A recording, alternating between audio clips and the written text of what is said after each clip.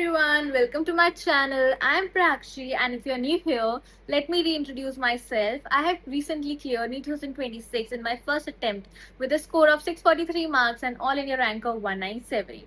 तो आपने थंबनेल देख ही लिया होगा। तो हमारे आज दो टॉपिक ऑफ डिस्कशन है। पहला, what are the resources that I used, and second, who are the teachers that I followed. So without wasting much time, let's move forward. मैं आप लोगों को पहले एक बैक स्टोरी बता देती हूँ कि मैंने 11th 12th अपनी लोकल आकाश कोचिंग में ही एनरोल करवाया था।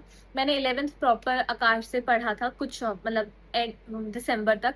बट फिर उसके बाद सब बहुत टीचर्स छोड़ के जाने लगे और बहुत भयंकर भसड़ मच गई, मतलब पूरी टोटल रायता फैल गया था। तो फिर मैंने कुछ टाइम देखा, फिर मैंने कम्प्लीटली 12th तो कम्प्लीटली एंड 11th एंड मैंने फिर ऑनलाइन शिफ्ट कर दिया कि वहाँ जाके कुछ नहीं होगा, सब टीचर्स गए। बट एक चीज़ अच्छी थी आकाश में कि उसके टेस्ट बहुत अच्छे थे, तो मैंने आकाश में टेस्ट तो दिए। बट फिर मेरी जो स्टडिंग पार्ट था वो मैं पूरा ऑनलाइन घर से शिफ्ट हो गई। तो हम ऐसा करते हैं कि हर सब्जेक्ट के उनके टीचर प्लस रिसोर्सेज मैं दोनों साइड बाय साइड बताती रहूँगी। तो सबसे पहले फिजिक्स, जो सबको सबसे ज़्यादा डिफिकल्ट लगता है, तो उसके लिए मैंने फॉलो करा था MR सर को। भाई उनसे मेरे अकॉर्डिंग बहुत अच्छा वो पढ़ाते हैं एकदम। अगर आपका अटेंशन स्पैन बहुत वीक है, आपसे बैठा ही नहीं जाता, लेक्चर्स ही नहीं देखे जाते, वो इतना इंटरेस्टिंगली एकदम एनर्जेटिकली पढ़ाते हैं कि आप ऐसा हो ही नहीं सकता कि आप उनके पॉइंट मिस कर दो।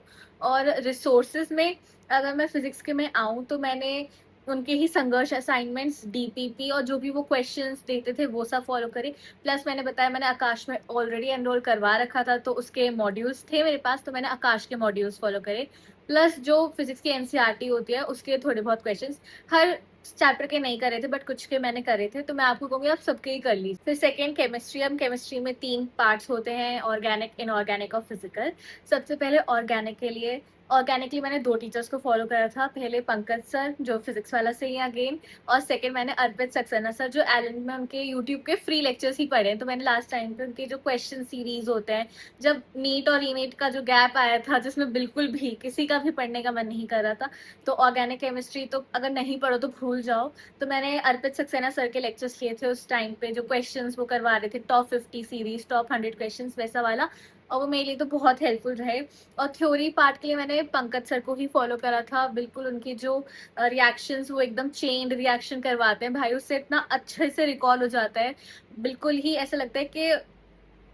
और ऑर्गेनिक केमिस्ट्री के रिसोर्सेज में मैंने NCERT पूरी अच्छे से पढ़ी, और मैंने क्वेश्चन प्रैक्टिस जो सर DPP देते थे वो ही सॉल्व करा। मेरे पास सिर्फ आकाश के मॉड्यूल थे, उनके क्वेश्चन ऑर्गेनिक केमिस्ट्री के बहुत हाई लेवल के थे और बहुत एक्स्ट्रा भी दे रखा था हाई लेवल के अलावा भी। तो मैंने सिर्फ लेवल 1 सॉल्व करा था, लेवल 2 नहीं करा था क्योंकि उसमें बहुत एक्स्ट्रा चीज़ें थी।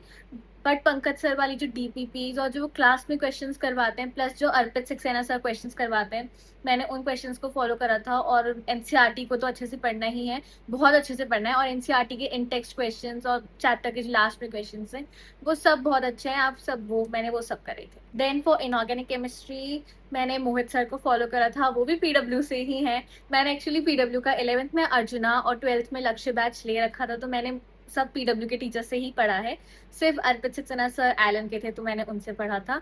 बाकी इनऑर्गेनिक के लिए मोहित सर, और सोर्स जो मैंने यूज करा था वो था complete NCERT, no module nothing, सिर्फ NCERT। और क्वेश्चन प्रैक्टिस मैंने जो DPPs होती हैं और क्लास में वो जो होता है बस उसी से करा था, क्योंकि इनऑर्गेनिक केमिस्ट्री में जितना रिवाइज करोगे उतना वो बेटर है। मतलब जो NCERT है वो तो मैं बिल्कुल ऐसे घोट के पी जाओ, क्योंकि कहीं से भी उसमें आ सकता है। देन फिजिकल केमिस्ट्री मैंने सुधांशु सर से पढ़ी थी, अगेन वो PW के ही हैं और वो भी बहुत अच्छी तरीके से पढ़ाते हैं। उनका टीचिंग स्टाइल भी बहुत अच्छा है, बहुत इंटरेक्टिव तरीके से। सभी टीचर्स जो PW के हैं बहुत इंटरेक्टिव तरीके से पढ़ाते हैं, आपको बिल्कुल बोर नहीं होता लेक्चर्स में। और जो रिसोर्स मैंने यूज करा था वो था आकाश के मॉड्यूल्स अगेन, और DPP, PW की जो DPP होती हैं, क्लास में जो क्वेश्चंस करवाते हैं, जो असाइनमेंट्स मिलता है वो सब। और फिजिकल केमिस्ट्री के लिए NCERT मैंने थोड़ी थोड़ी पढ़ी थी, जो थोड़े थोड़े पार्ट थे। देन आते हैं अपने फेवरेट पार्ट पे, विच इज बायोलॉजी। और बायोलॉजी में 2 पार्ट्स हैं, बॉटनी एंड जूलॉजी। बॉटनी मैंने विपिन सर से पढ़ी थी, बहुत ही अच्छी तरीके से वो भी पढ़ाते हैं, उनका भी बहुत अच्छा टीचिंग स्टाइल है। और रिसोर्स की मैं बात करूँ तो मैंने एनसीईआरटी पे रिलाई करा था completely. And for question practice मैंने NCERT at your fingertips एक बुक आती है एमटीजी की, वो की बहुत अच्छी होती है। एनसीईआरटी की एक एक लाइन से, इवन जो साइंटिस्ट वाली लाइन होती है उससे भी वहाँ पे क्वेश्चन दे रखे होते हैं। तो एनसीईआरटी आपको रिकॉल करनी है तो बहुत अच्छी बुक है वो, NCERT at your fingertips, मैं आप सबको रिकमेंड करूंगी। And then for zoology Samapti ma'am, Sapola army, I am also Sapola army, और बहुत अच्छा वो पढ़ाती हैं समाप्ति मैम। और लास्ट में जो उनके गाने होते हैं एकदम रिवॉर्ड हो जाते हैं, आपने इतना अच्छा लेक्चर लिया उसके बाद आप उनके गाने भी सुन रहे हो, एकदम सोने पे सुहागा। और उनका टीचिंग ऑब्वियसली सबको पता है बहुत बहुत ही अच्छा है। और जूलॉजी बॉटनी दोनों के लिए एनसीईआरटी, एंड देन रिसोर्स में क्वेश्चन प्रैक्टिस के लिए NCERT at your finger tips MTG. और मैंने हर सब्जेक्ट में क्लास लेते हुए प्रॉपरली बहुत अच्छे से नोट्स बनाए थे, और फिर लास्ट में भी उनको रिवाइज करा था।